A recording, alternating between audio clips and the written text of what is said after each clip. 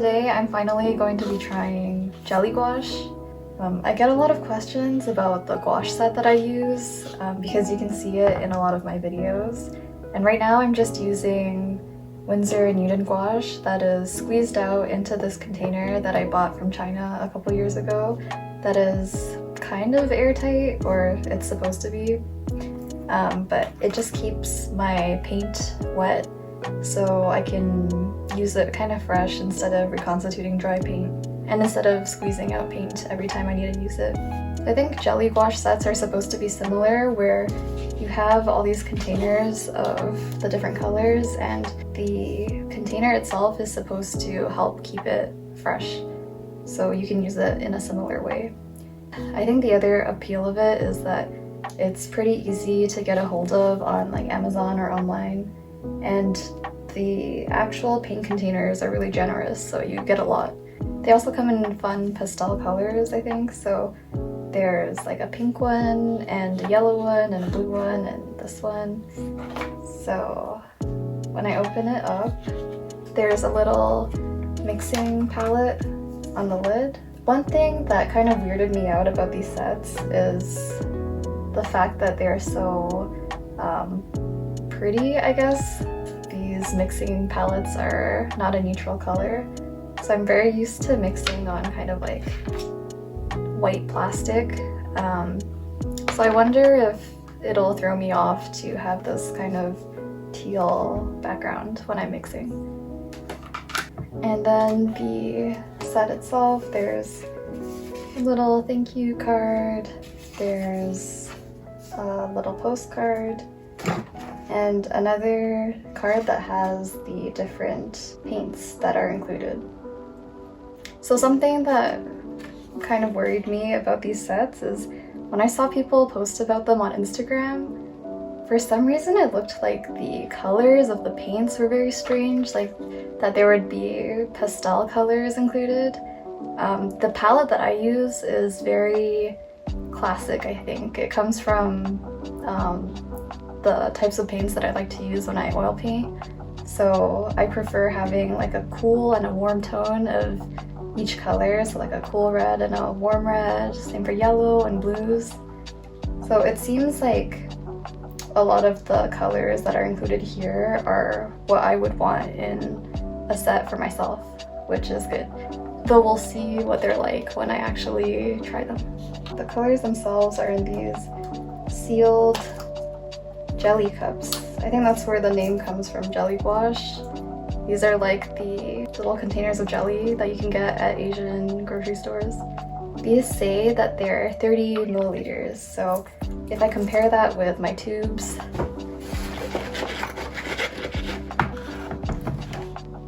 these smaller Winsor Newton tubes are 14 milliliters and this larger one is 37. So there's a generous amount included. I think I'll open all of these up and try and paint something and see how it goes.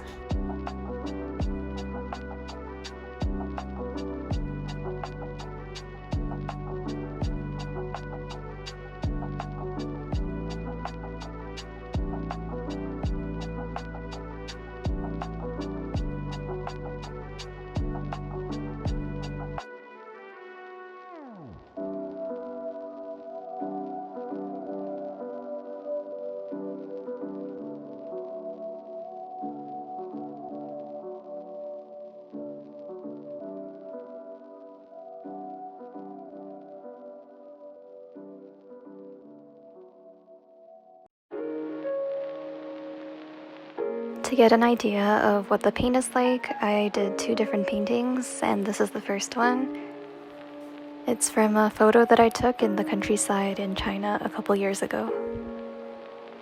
In the past, I've only used Winsor Newton paint, which is not necessarily a fair comparison with this because that paint is way more expensive and it's artist grade, whereas I think this is targeted towards students mostly.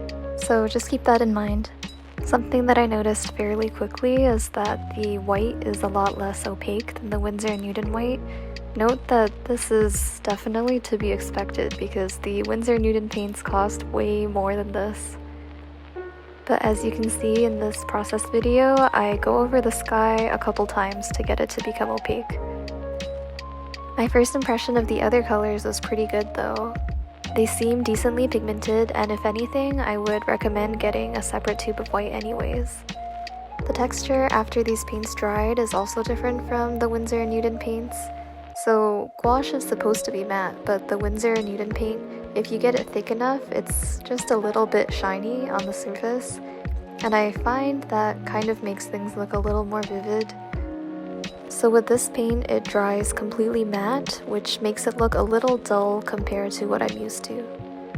I found that at the end, I had to go in with some more saturated colors to make things look the way I wanted. But again, technically gouache is supposed to be matte. I think there were a lot of different things to get used to when I was trying this. Like for example, it felt like I had to use more paint than I was used to on my brush. And also I think the green mixing surface did throw me off just a little bit. But I think it's normal to have to get used to using different supplies, so I decided to do another painting to see how it felt the second time around. Overall, my impression of this first painting was just that the texture was a lot flatter than I was used to, but I think that's what gouache is supposed to look like anyways, so there's that. The second painting that I did is of a night street scene in Tokyo, also from a picture that I took a couple years ago. This time what I noticed is that it's very easy to get a flat and consistent color across a large surface. Look at that sky, it's so matte and so flat. Usually when I paint, I do this technique where I lay down one color somewhat wet first and make a gradient by laying down another color and mixing into it with another color while the paint is still wet. But I found that to be extremely difficult with this paint because it seemed to dry quite quickly, and it almost felt like whatever was giving the paint its thickness was getting absorbed into the paper very quickly, so that left less medium to kind of blend. So I found myself having to change the way that I paint slightly to make up for the fact that I couldn't blend as well. But after I did that, I ended up with a result that I'm still pretty happy with.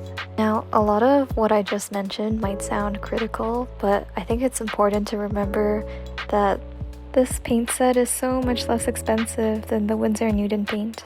I did some quick calculations, and right now the Arrtx jelly gouache set is $24 USD on Amazon, and the Winsor Newton introductory gouache set is $80 USD.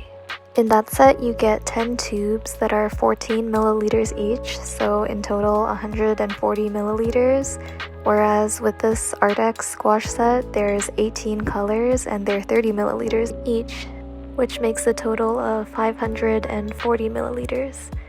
That means you get almost 4 times more paint with this set, and it's 3 times cheaper. I did notice it seemed like I had to use more paint than usual to get the same effect, but I think you still get more paint in this kit. So for a student or someone that's new to gouache that doesn't want to spend as much money, I think it's a great option. Otherwise, for people that are already into art and do painting with different mediums, maybe I would suggest getting something that's a little higher quality. For example, the paint that I usually use feels a lot creamier, so I don't know if it's just because I'm more used to it, but I enjoy that kind of texture a lot. But yeah, overall I'm very happy with the color choices and the paint that's included with this set, and I like the packaging a lot too.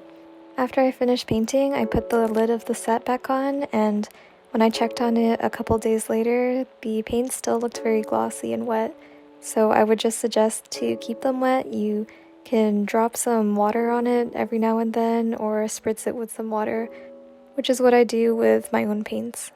Overall, it's a great student grade paint set to practice with. Thanks for watching the video. I hope it was helpful, and if you want to check it out, I'll leave the links in the description.